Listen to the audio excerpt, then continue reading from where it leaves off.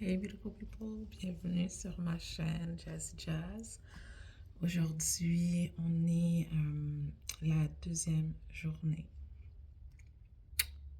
Je peux dire on a fait une journée complète, donc aujourd'hui on est le 30 mardi, puis on est presque 10 heures, donc ça fait 24 heures pour le jeûne à sec. Donc le topo de hier, je ne l'ai pas fait parce que je veux faire un topo à chaque jour. Cependant, je pense que vous avez pu voir que j'étais au travail, j'ai mis quelques images, mais j'étais fatiguée. Donc, c'était une journée assez difficile quand même. J'avais pas d'énergie. J'étais travaillée, je suis rentrée à la maison. Pendant le travail, on essaie toujours un truc, c'est que pour pas vraiment sentir la faim, c'est de toujours le mieux possible, le plus possible rester dans la présence du Seigneur, écouter des prédications, écouter des louanges, prier, lire la parole, lire tout ce qui est en lien avec la parole pour se fortifier et pour rester dans sa présence. Parce qu'il a dit, c'est lorsqu'on est faible qu'il est fort. Donc, il nous fortifie à travers nos faiblesses, notre faiblesse. Donc, si on continue, et certaines personnes peuvent faire des jours et des jours à faire du jeûne, c'est parce que Dieu met son esprit en nous et il nous fortifie à travers son esprit. Donc, malgré la fatigue après le travail, j'ai lu la Bible, j'ai lu les passages en lien avec le jeûne, l'histoire d'Esther à l'école. Au travail, j'écoutais l'histoire d'Esther. Puis rendu à la maison, j'ai lu plusieurs passages que éventuellement je vous mettrai.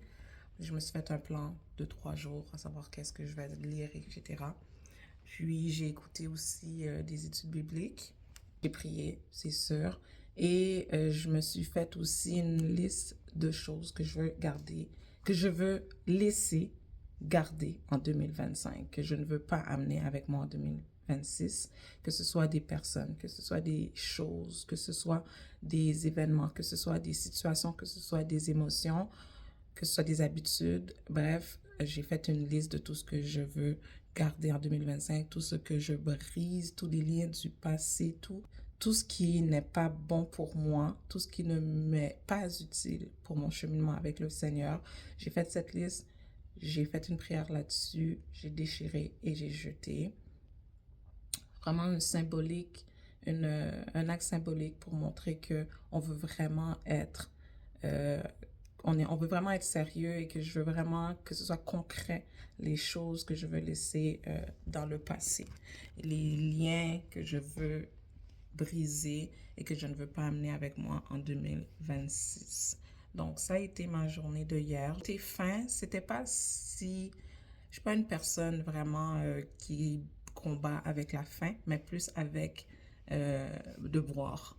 Je bois beaucoup d'eau, fait que c'est ça qui est un peu plus difficile. Oui, mon ventre gargouillait beaucoup, mais j'ai fait fi de ça, puis on garde le focus. Et quand on réfléchit à autre chose, justement qu'on reste dans la présence du Seigneur, ça nous aide à oublier.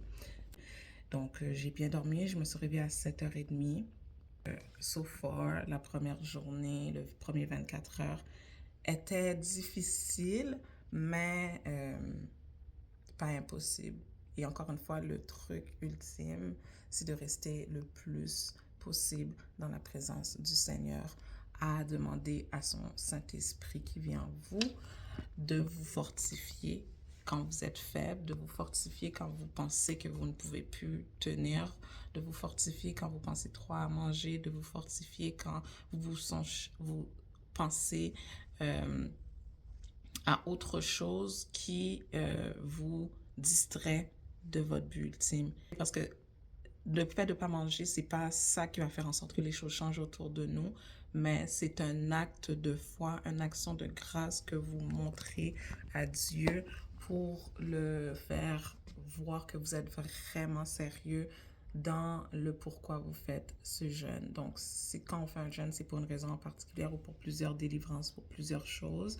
Et à travers cet acte d'action de grâce, vous montrez à Dieu que vous êtes sérieux et de faire fi de son corps, de ses envies. et de rester focus sur Dieu seulement. Donc, à travers ça, c'est sûr que je ne suis pas sur les réseaux, je ne regarde pas autre chose que ce qui est en lien avec Dieu et on reste focus sur le Seigneur parce qu'à travers ça, vous allez recevoir, je vais recevoir au nom de Jésus la délivrance qu'on a besoin. Donc là, je m'apprête à... j'ai un rendez-vous chez le médecin. Je me bats contre une chose depuis des années, des années, des années. Et je sais que ce jeûne va me libérer de cette chose parce que Dieu est capable. C'est lui le docteur par excellence. Il a mis des gens sur cette terre pour nous aider, mais je sais que le dernier mot, c'est Dieu qui l'a. Donc, je vais aller à mon rendez-vous chez le médecin. Puis, par après, j'ai décidé d'aller faire une visite à une madame qui j'ai rencontrée dans mon ancien travail il y a très longtemps. Puis on a gardé contact. Puis c'était son anniversaire le 24 décembre. Puis cette journée, c'était pas prévu d'être comme ça. C'est hier soir, pendant que j'étais sur mon lit, que je méditais, que je me suis dit, pendant que je lisais aussi, jeûner, c'est pas juste de rester dans la maison puis de rien faire, pas de rien faire, de rester dans la présence du Seigneur, puis pour éviter de ne pas avoir de tentation, pour éviter de ne pas trop dépenser d'énergie, c'est important parce qu'on ne mange pas et tout.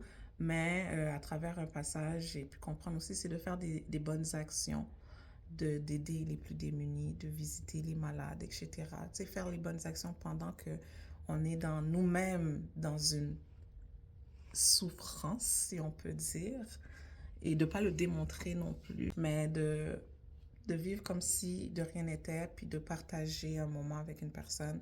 Je vais aller prendre soin de moi, faire un suivi qui est très important pour mon corps, et je laisse ça dans les mains du Seigneur, et par après, je vais aller faire la visite de cette madame.